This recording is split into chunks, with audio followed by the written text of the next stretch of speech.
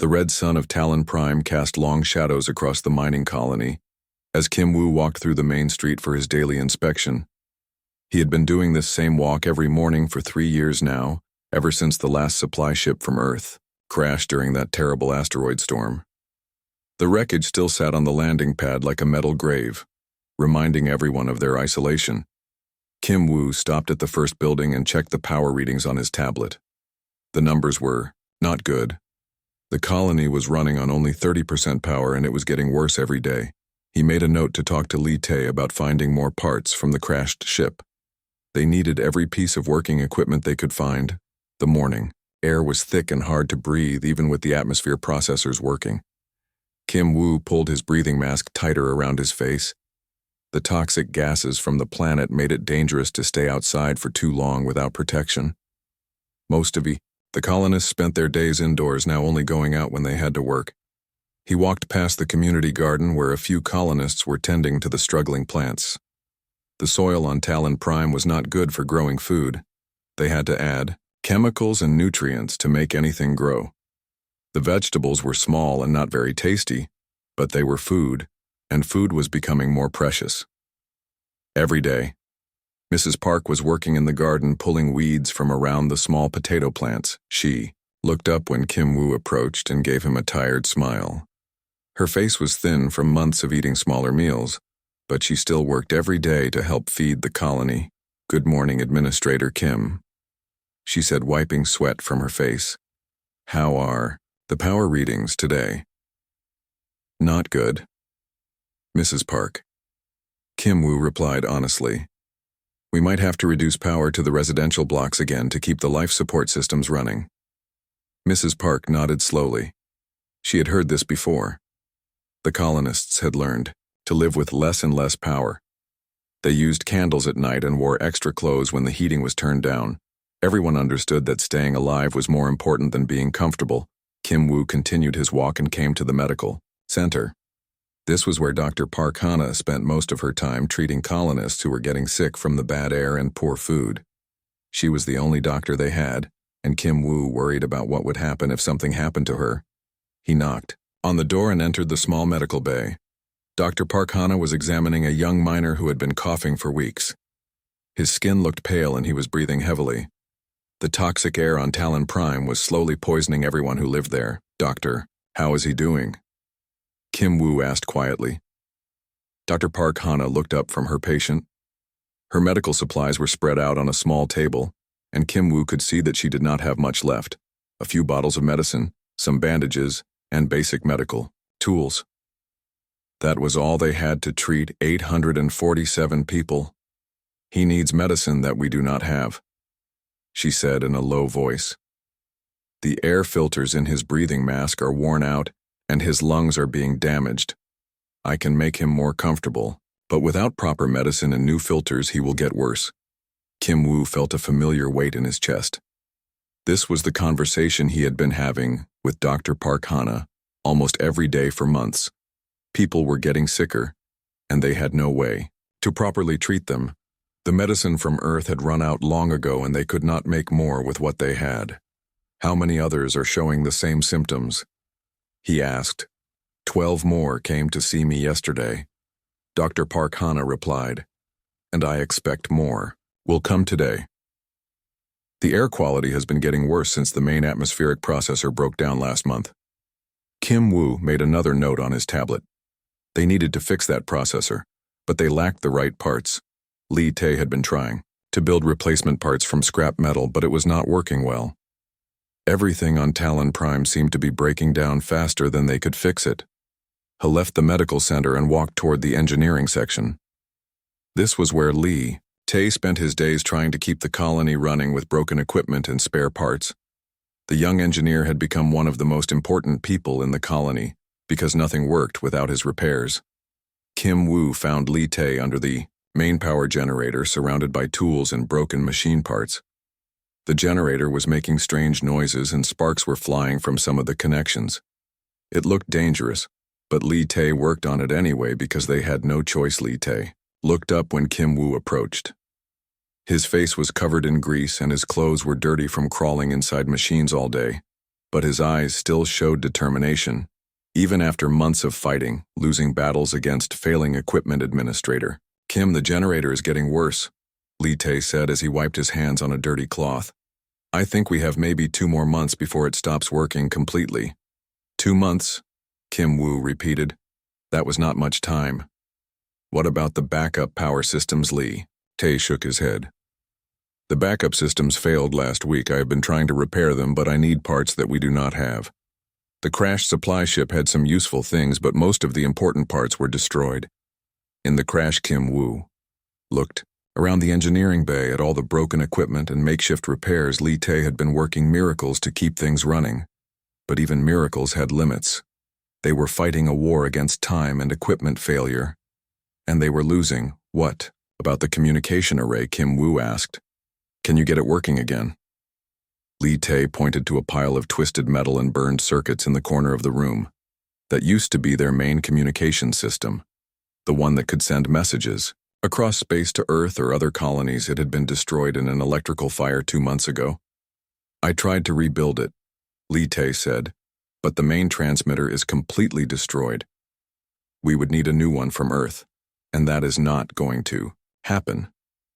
The short-range communicators still work for talking around the colony, but we cannot send messages to space. Kim Woo stared at the broken communication equipment.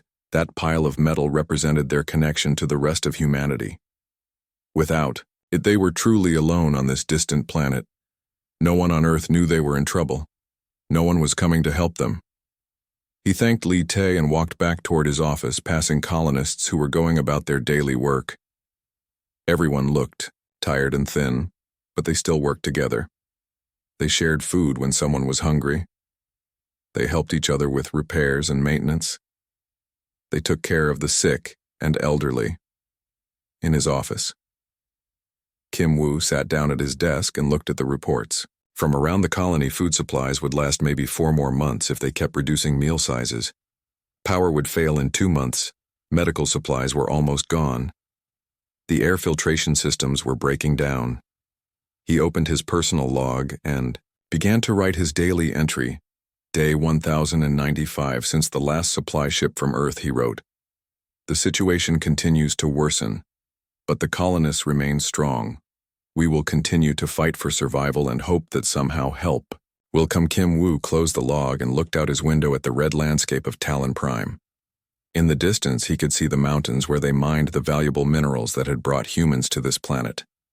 The work was dangerous and difficult, but the colonists continued mining even though they had no way to send the minerals to Earth. As the day ended and the red sun set behind the mountains, Kim Woo walked through the colony one more time.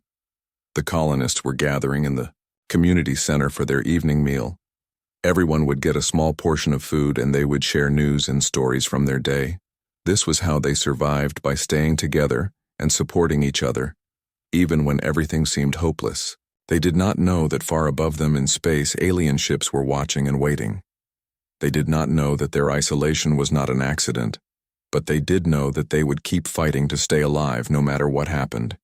Kim Woo joined the colonists for dinner and listened to their conversations. They talked about their work, their families back on Earth, and their hopes for the future. Even facing slow starvation and equipment failure, they had not given up hope. Tonight, like every night, they would go to sleep believing that tomorrow might bring rescue. They believed that Earth had not forgotten them, and that help would come someday. They had no way of knowing that their faith would soon be tested in ways they could never imagine. High Admiral Vextar stood on the bridge of his massive warship, looking down at the small planet below. His ship was so large it could carry 50 smaller vessels inside its belly, and its weapons could destroy entire cities with a single shot. But today he would not need those weapons. Today he would use patience. The bridge around him was dark and cold like all Kryn ships. His officers moved silently between their stations, monitoring the human colony on the planet's surface. Admiral Vextar preferred the darkness.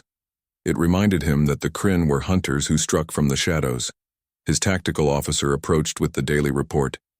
Admiral, the human colony power levels have dropped another 5%. Their atmospheric processors are failing and their food production is down to critical levels. Admiral Vextar nodded slowly. This was exactly what he had expected. The humans were following the same pattern as every other species the Kryn had conquered. First, they would struggle to maintain their technology. Then their systems would fail one by one. Finally, they would become too weak to resist when the Kryn landed to claim their planet. "How many other human colonies have we isolated?" he asked his officer. 17 colonies. "In this sector have been cut off from their supply lines," the officer replied. "Our intelligence ships have been destroying their cargo vessels for over 2 years. The humans do not seem to realize they are under attack. They think their ships are just having accidents." Admiral Vextar smiled, showing his sharp teeth. The Kryn had perfected this method of conquest over many centuries. They had learned that it was much easier to let a species destroy itself than to fight them directly. Most species became desperate and turned against each other when faced with starvation and equipment failure. The humans had been more resilient than some other species, but they were still following the expected pattern. Their technology was impressive, but they depended on it too much. When their machines broke down, they seemed helpless. Admiral Vextar had studied reports from all 17 isolated colonies, and they were all failing in the same way. "Admiral, we are receiving new intelligence from our monitoring stations," his communications officer announced. "The humans on the planet's surface are still working together to share resources. This is unusual. Most species begin fighting among themselves by this point in the isolation process." Admiral Vextar frowned. This was indeed strange. By now the humans should be breaking into smaller groups, hoarding food, and fighting over the remaining equipment. That was how intelligent species normally behaved when facing extinction. "Show me the surveillance data," he ordered. The main screen filled with images from the human colony. Admiral Vextar watched as humans shared their small meals with those who were sick. He saw them working together to repair broken equipment, even when they barely had enough energy to stand. He watched them organize work groups and help care for each other's children. This behavior was puzzling. Most species the Kryn had conquered showed their true nature when resources became scarce. They became selfish, violent, and desperate, but these humans seemed to be doing the opposite. They were becoming more cooperative as their situation got worse. "Perhaps they are simply too stupid to understand their situation," suggested his tactical officer. "Some primitive species do not recognize threats until it is too late to respond." Admiral Vextar considered this possibility but rejected it. The humans had built impressive colonies on hostile planets, and their technology was quite advanced. They were clearly intelligent enough to understand their desperate situation. Yet they continued to work together instead of fragmenting. "Bring up the files on human military capabilities," he ordered. His officers quickly displayed information they had gathered about human armed forces.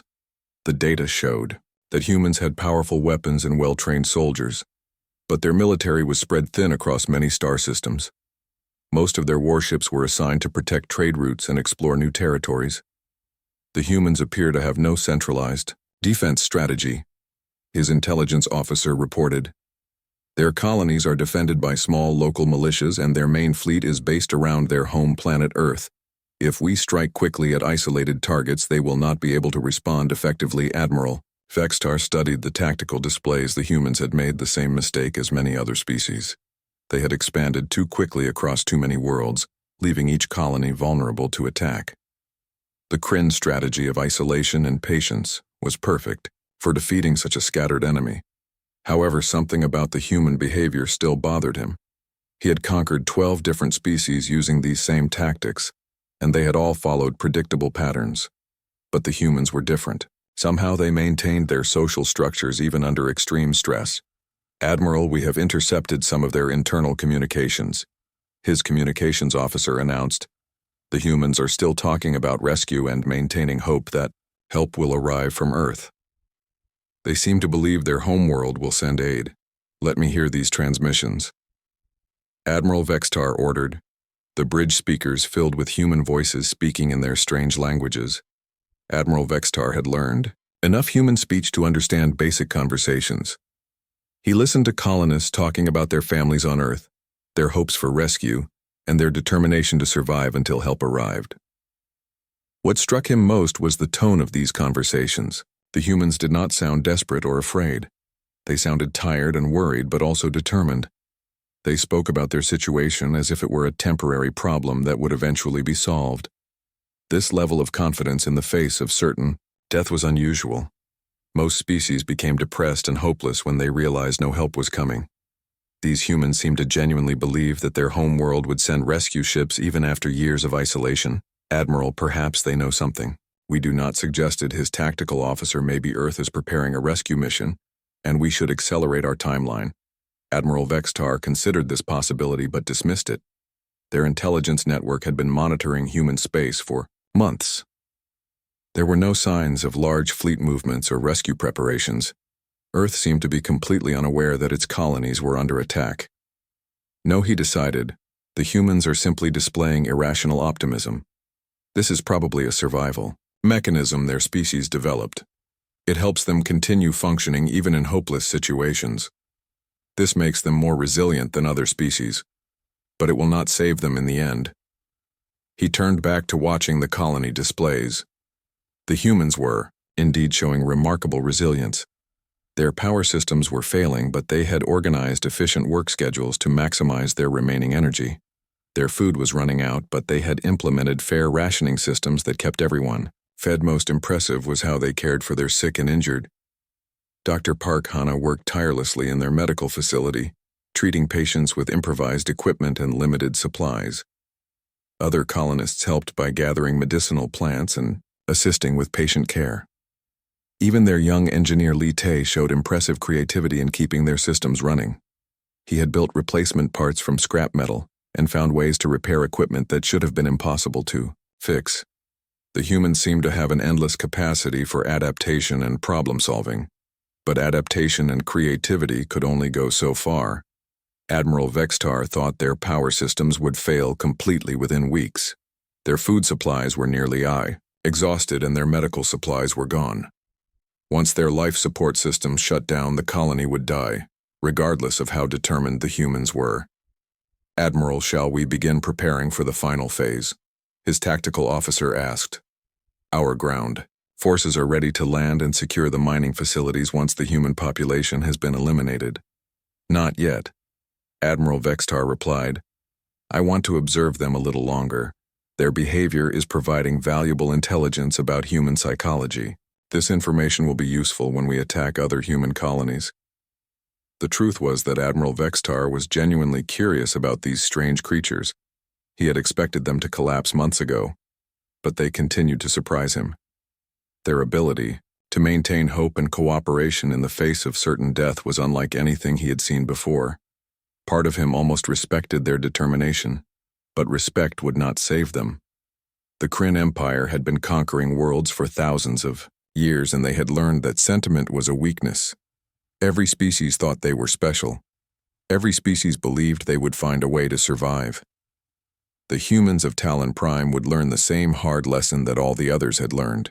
There was no rescue coming. There was no miracle solution to their problems. There was only the slow, inevitable decline toward death, and the final arrival of Kryn forces to claim what remained. Admiral Vextar returned to his command chair and settled into wait. The humans had perhaps a few more weeks before their colony systems failed completely. Then he would land his forces and add another planet to the growing Kryn Empire. What he did not know was that far across space, a small transmission had already left the planet's surface.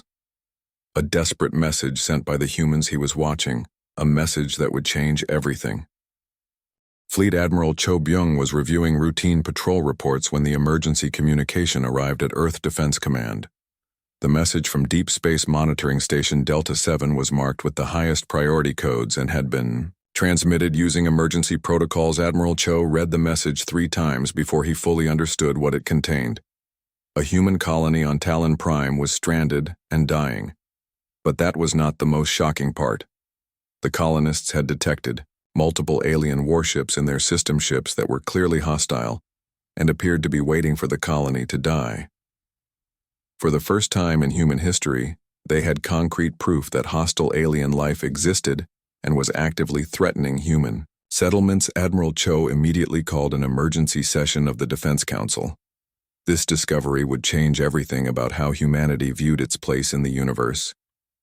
Within 2 hours, the most senior military leaders on Earth were gathered. In the secure briefing room deep beneath Defense Command headquarters, Admiral Cho played the desperate message from Talon Prime and watched as the faces around the table changed from curiosity to shock to grim determination. The technical analysis was clear. The alien ships detected by the colonists were large and sophisticated, far more advanced than anything humanity had built. The fact that they were watching the colony die suggested a deliberate strategy of conquest through isolation. And Patience General Park Min spoke first after the briefing. How many of our colonies have gone silent in the past 2 years? We assumed equipment failures and shipping accidents. But what if these aliens have been systematically cutting off our settlements? Admiral Cho had already ordered his staff to investigate this possibility. The results were disturbing. 17 colonies had reported communication failures or missed supply deliveries in the past 18 months. All were in remote systems far from the main shipping routes. The pattern was obvious once they looked for it. The aliens had been methodically isolating human settlements, weakening them through starvation and equipment failure before moving in to claim the planets. This was not random piracy or exploration. This was organized warfare. We are not just looking at a rescue mission. Admiral Cho told the assembled officers, we are facing the first interstellar war in human history. An alien empire has been attacking our colonies, and we never even knew we were under assault. The Defense Council voted unanimously to mobilize the largest military fleet in human history. Every available warship would be assigned to the 1st Expeditionary Force under Admiral Cho, direct command. This would strip Earth defenses to dangerous levels, but the threat to human colonies took priority. Admiral Cho had studied warfare throughout human history, and he understood that this enemy had made a critical mistake. They had revealed themselves while believing humans were weak and scattered. They were about to learn that humanity greatest strength was not their technology, but their ability to unite when threatened. The fleet assembly began immediately. 12 Dreadnought-class battleships were recalled from patrol duties and prepared for long-range combat operations. 40 cruisers and destroyers were loaded with the newest weapon systems and additional ammunition. Over 100 support vessels were assigned to provide logistics for the massive force. But Admiral Cho knew that firepower alone would not be enough. The aliens had been planning this campaign for years while humanity was completely unaware they were at war. The human fleet would be outnumbered and fighting in unknown territory against enemies with superior technology. However, humans had one advantage that the aliens probably did not expect. Human military doctrine was based on centuries of warfare against other humans, conflicts that had taught them to be adaptable, aggressive, and utterly ruthless when their survival was threatened. Admiral Cho called in his best tactical analysts to study every piece of data from the Talon Prime message. The alien ships appeared to be positioned for a blockade rather than an assault. This suggested they preferred to avoid direct combat and relied on their enemies weakening themselves. This was valuable intelligence.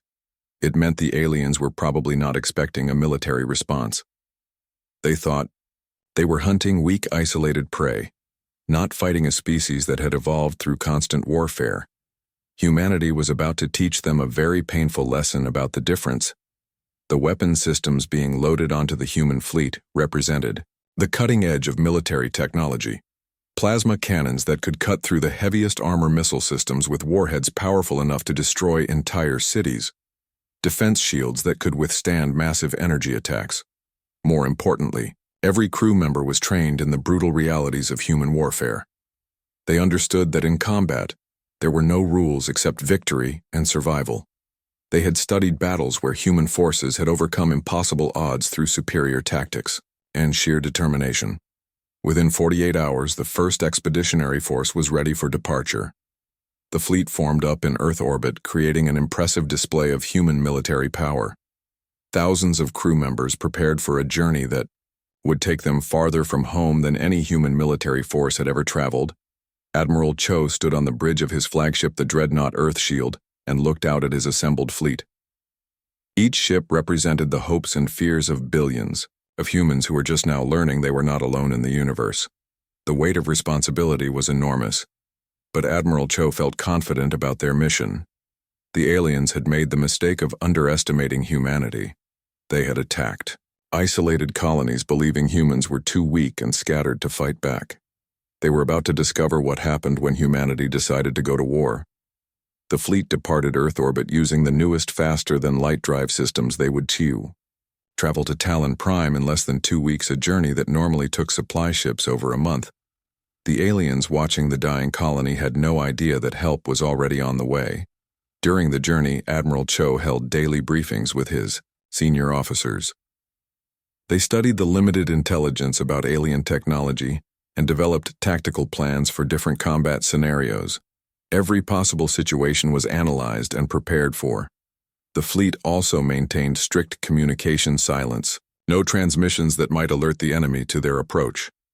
The aliens at Talon Prime believed they were dealing with an isolated, dying colony. They had no reason to watch for incoming warships. Meanwhile, on Talon Prime, the situation continued to deteriorate. The colonists had managed to restore partial power after their transmission, but their life support systems were failing faster than ever. Dr. Park Hana was treating more patients every day as the toxic atmosphere slowly poisoned everyone. Administrator Kim Woo tried to maintain morale by organizing work groups and community activities, but everyone could see that time was running out. The food supplies would last perhaps another month, and the power systems were becoming increasingly unstable. Li Tae continued his daily repairs, but he was fighting a losing battle against entropy and equipment failure. Every day brought new breakdowns and emergency repairs. The colony was like a patient in critical condition, slowly dying despite all efforts to save it. But the colonists maintained their hope. They had sent their message into space, and they believed help would come somehow. They did not know about the massive fleet racing toward them, or the storm of violence that was about to engulf their quiet planet. High Admiral Vextar remained confident in his patient strategy. The human colony was following the expected pattern of decline and would collapse within weeks. His ground forces were prepared to land and secure the mining facilities once the last colonist died. What neither the humans nor the aliens knew was that this confrontation would become the opening battle of a war that would reshape the galaxy. The patient hunters were about to encounter the most dangerous prey they had ever stalked, and the result would be remembered for generations. Admiral Cho stood on his bridge, watching the stars stream past as his fleet approached the Talon system. Soon they would drop out of faster than light, travel and face an enemy that had been terrorizing human colonies for months. The time for patience and planning was almost over. Soon, it would be time to remind the galaxy why humanity had fought its way to the top of the food chain on every world they had ever settled. The aliens had picked the wrong species to hunt, and they were about to pay the price for their mistake. Li Tae crawled through the wreckage of the supply ship for the 3rd time this week, looking for anything useful. The twisted metal and broken equipment had already been searched many times, but he kept hoping to find something they had missed. The colony needed every working part they could find. His flashlight beam swept across the cargo hold, illuminating scattered boxes and damaged machinery. Most of the valuable equipment had been destroyed in the crash, but sometimes small useful items survived in protected corners. Li Tae had become an expert at finding these hidden treasures. Today his persistence paid off. In a sealed emergency compartment near the back of the ship, he found something that made his heart race. It was the emergency beacon system, mostly intact and potentially repairable. The main transmitter was damaged, but the power core and signal amplifier looked like they might still work. Li Tae carefully extracted the beacon components and carried them back to his workshop.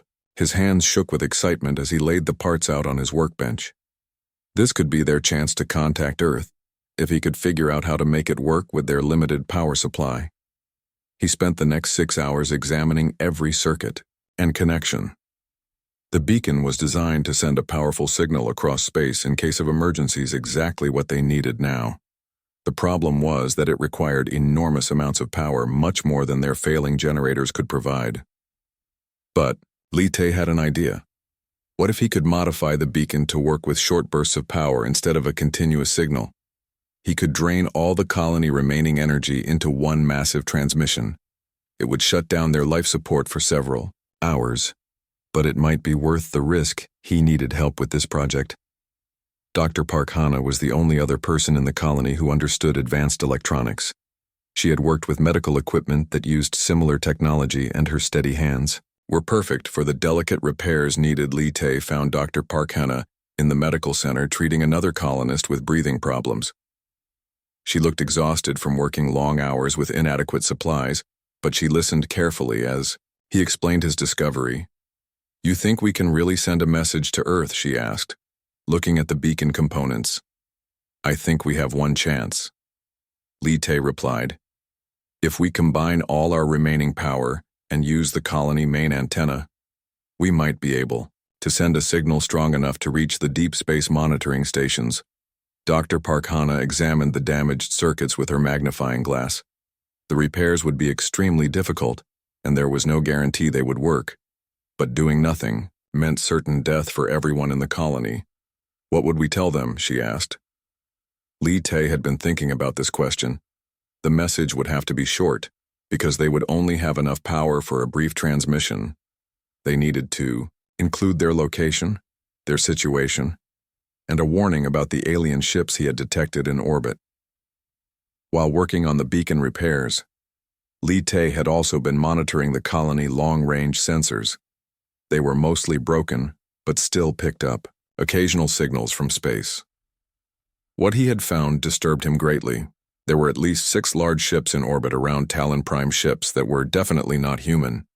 The alien vessels were using some kind of stealth technology that made them nearly invisible to the colony sensors. Lee Tae had only detected them by accident when one of their engines briefly powered up. He had been keeping this information secret because he did not want to panic the colonists, but now it had to be included. In their message, Dr. Park Hana worked alongside Lee Tae for the next 2 days, repairing circuits and testing connections. They had to be extremely careful because they only had enough spare parts for one attempt. If they made a mistake and damaged the beacon, there would be no second chance. Finally, the beacon was ready. Lee Tae had connected it to the colony main power grid and the largest antenna they had. The system would draw every bit of remaining energy from their generators and focus it into a single powerful transmission toward Earth. Administrator Kim Woo gathered all the colonists in the community center to record their message. Everyone wanted to contribute something to what might be their final communication with home. The recording equipment was old and the sound quality was poor, but the message itself was clear and desperate. Kim Woo spoke first, explaining their situation and asking for immediate rescue. Dr. Park Hana described their medical crisis and the number of people who were critically ill. Several other colonists added personal messages for their families on Earth, hoping someone would hear their words. But the most important part of the message was Lee Tae's description of the alien ships he had managed to record some sensor data showing the size and positions of the mysterious vessels. He explained that the colony isolation might not be accidental, and that Earth needed to be warned about this potential threat. The message lasted exactly 4 minutes and 32 seconds. Lee Tae had calculated this was the maximum length they could transmit with their available power. The recording contained coordinates, technical data, and personal messages, but most importantly, it contained proof that humanity was not alone in the universe. When the recording was complete, Lee Tae began the power transfer sequence. All across the colony, lights went out and life support systems shut down. The colonists waited in darkness as their remaining energy flowed into the beacon transmitter. The air recycling system stopped working and the temperature began to drop. For 20 minutes, the beacon drew power from every available source. Lee Tae watched his instruments as energy levels climbed toward the minimum needed for interstellar transmission. The colony was literally dying around them as power flowed out of their life support systems. Finally, the beacon had enough stored energy. Lee Tae activated the transmitter, and their message shot out into space, traveling at the speed of light toward the distant star system that contained Earth. The transmission was powerful enough to be detected by deep space monitoring stations, if any were listening. Then everything went quiet. The beacon had used all their power and shut down. The colony was now running on emergency battery systems that would last perhaps 6 hours. Lee Tae and the other colonists sat in the darkness, hoping their message had reached someone who could help. Nobody spoke for a long time. They had done everything possible to call for help, Now they could only wait and hope that somewhere across the vast emptiness of space, someone had received their desperate plea. The emergency batteries provided just enough power for basic life support but no lights or heating. Dr. Parkhana moved through the darkened medical center, checking on her patients by flashlight. The loss of power had shut down several critical pieces of equipment, but she continued to provide what care she could. Several colonists were getting worse without proper air filtration and temperature control. Kim Woo walked through the silent colony thinking about what they had just done.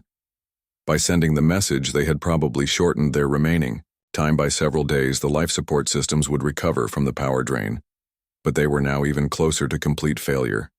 But he felt they had made the right choice. If rescue was ever going to come, Earth needed to know where they were and what they were facing. The information about alien ships was especially important even if no one came to save the colony. The warning might help protect other human settlements.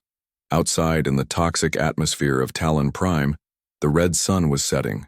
Behind the mountains, the colonists could not see it because their windows had no power for the protective filters.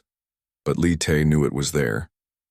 He had spent so many hours watching that alien sky and wondering if help would ever come. Now their message was traveling through space at incredible speed. It would take weeks to reach the nearest human outpost and months to get to Earth, but it was moving, and that gave Li Tae hope. Someone somewhere might receive their call for help. What the colonists did not know was that their message would do much more than request rescue. It would alert humanity to the existence of a hostile alien empire and trigger the largest military response in human history. Their desperate transmission would change the course of galactic history. But for now, they could only wait in the darkness and hope that their sacrifice had been worth it. The colony had perhaps days left before complete system failure, but they had done everything possible to ensure their story would not die with them. High above them, Admiral Vexistar continued his patient watch, unaware that the humans had just sent a message that would bring destruction to his entire fleet. The hunter did not know that his prey had already called for help from the most dangerous predators in the galaxy. The human fleet dropped out of faster-than-light travel at the edge of the Talon Prime system, moving silently through space like ghosts. Admiral Cho watched his tactical displays as the fleet sensors mapped the alien positions exactly where the colonists had reported them. The enemy fleet was positioned in a loose sphere around the planet with their largest ships directly over the main colony site. They were clearly confident that no threat would come from outside the system. Their formation was designed for blockade operations, not combat against an organized military force. Admiral Cho smiled grimly as he studied the alien dispositions. The enemy had made every mistake possible in military positioning. They were spread out over too wide an area. They had no overlapping fields of fire, and their command ship was isolated in the center where it could be targeted first. These aliens fight like predators hunting sick prey, he told his tactical officer. They have never faced an enemy that could fight back with organized military force. They are about to learn what real warfare looks like. The human fleet had been designed and trained for exactly this kind of operation. Strike hard, strike fast, and destroy enemy resistance before they could organize a response. Every ship captain knew their target, and every weapons officer had enemy coordinates locked into their systems. The new stealth technology worked perfectly. The alien sensors showed no indication they had detected the approaching human fleet. Admiral Cho had worried that the enemy might have superior detection systems, but apparently they had grown overconfident from years of hunting defenseless colonies.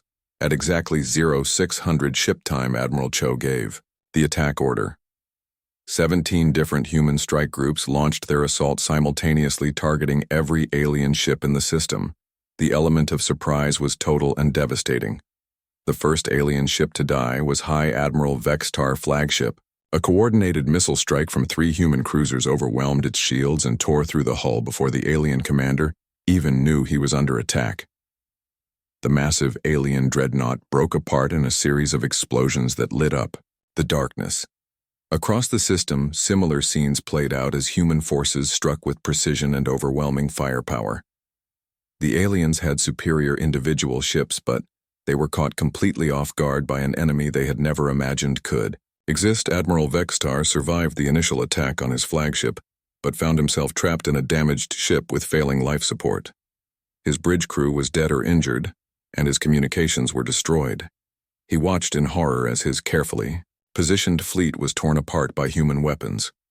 The humans fought like nothing he had ever encountered. They used coordinated tactics that maximized their firepower while minimizing their own losses. Their weapons were not as advanced as Kryn technology, but they used them with devastating effectiveness on the planet's surface. The colonists of Talon Prime watched in amazement as explosions lit up the night sky. Li Te had managed to restore power to their sensors, and he provided excited commentary as human ships battled the aliens who had been watching them. "Dai, look at that, Dr. Park Hana," Li Te called out as another alien ship exploded. "Our people came for us. They actually came. The human fleet is destroying the alien blockade administrator." Kim Woo gathered the colonists around the sensor display as they watched their rescuers fight the battle that would save their lives. After months of isolation and despair, they were finally seeing proof that Earth had not abandoned them. The space battle was brutal but brief. The aliens had been designed for hunting weak prey, not fighting an enemy that struck back with coordinated military force. Within 6 hours, most of the alien fleet was either destroyed or fleeing toward the edge of the system. A few alien ships attempted to escape, but human pursuit squadrons hunted them down with relentless efficiency. Admiral Cho had ordered that no enemy vessel should be allowed to report back to their home empire. The aliens needed to believe that their fleet had simply vanished. The few alien ships that were captured rather than destroyed provided valuable intelligence. Admiral Cho interrogated the surviving crew members and learned about the full scope of the Kryn Empire threat. 17 human colonies had been isolated and attacked exactly as they had suspected, but the intelligence also revealed something more disturbing. The Kryn Empire was massive, spanning dozens of star systems and controlling hundreds of conquered worlds. They had been using these isolation tactics to conquer species for thousands of years. Humanity had stumbled into a war against an ancient and powerful enemy. However, the interrogations also revealed a critical weakness in the Kryn strategy. They had grown overconfident from centuries of easy victories against weak enemies.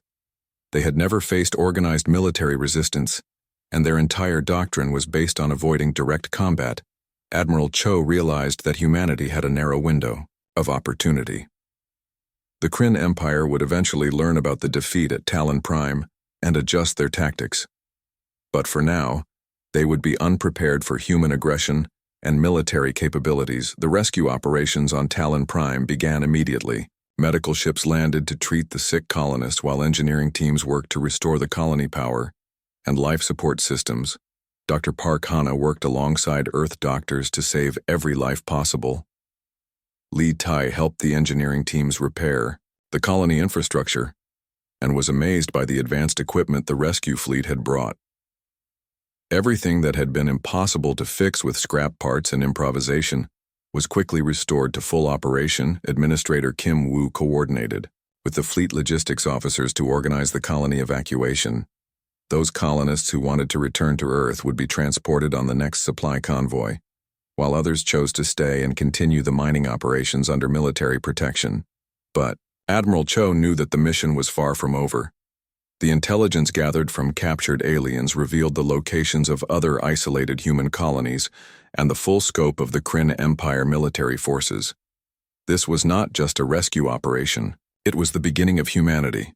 First interstellar war. Within days, human forces were striking Kryn positions throughout the sector. The news of the victory at Talon Prime spread rapidly through human space, and colonists who had been living in fear of isolation now knew that Earth would protect them. The Kryn Empire had spent centuries perfecting their strategy of conquest through patience and isolation. They had never encountered a species that responded to attack by becoming more dangerous, rather than weaker. They had awakened something they were not prepared to fight. Admiral Cho established his headquarters on Talon Prime and began planning the next phase of operations. The colony that had nearly died from isolation would become the forward base for humanity. First offensive war against an alien empire. The human fleet had grown from a rescue mission into an invasion force. More ships arrived daily, bringing fresh troops, weapons, and supplies. The quiet mining colony was transformed into a major military base almost overnight. Admiral Vextar died in the wreckage of his flagship, never understanding how his careful plans had gone so wrong.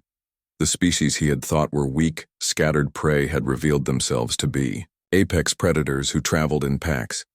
The few Kryn survivors who escaped the Talon Prime battle carried word back to their empire about humanity, true nature. The reports seemed impossible. Humans were supposed to be weak creatures who depended on technology and collapsed when isolated. How could they have assembled such a powerful military response so quickly? The Kryn High Command received the reports with disbelief and growing concern. They had been hunting what they thought were sheep, only to discover they had cornered wolves. The comfortable certainties of centuries were crumbling as they realized they faced an enemy unlike any they had encountered before. But for the colonists of Talon Prime, the nightmare was finally over. They had survived starvation, equipment failure, and alien siege through determination and cooperation. Now they watched as human warships patrolled their skies and knew they would never be abandoned again. Park Hana treated the last of her patients. With proper medicine and equipment for the first time in months, Lee Tae worked with human engineers to rebuild their infrastructure better than it had ever been. Administrator Kim Woo helped plan the colony defense systems that would prevent future attacks. The message they had sent into space asking for help had done more than save their lives. It had alerted humanity to the existence of a hostile alien empire and triggered the largest military response in human history. Their desperate transmission had changed the course of galactic history, and in the depths of space, human fleets were already moving toward other Kryn positions carrying a simple message to the galaxy. Humanity would protect its own, and any species that threatened human colonies would face the full wrath of Earth military forces. The hunters had become the hunted, and the galaxy would never be the same.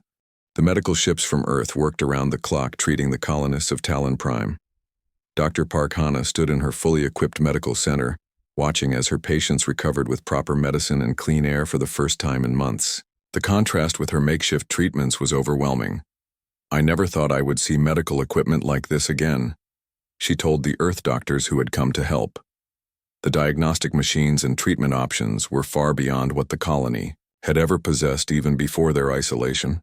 Dr. Kim Soo from the medical ship Mercy worked alongside Dr. Park Hana, treating colonists who had suffered from months of toxic air exposure and malnutrition. "Your improvised treatments probably saved dozens of lives," he told her. "You did incredible work with almost no resources outside the medical center."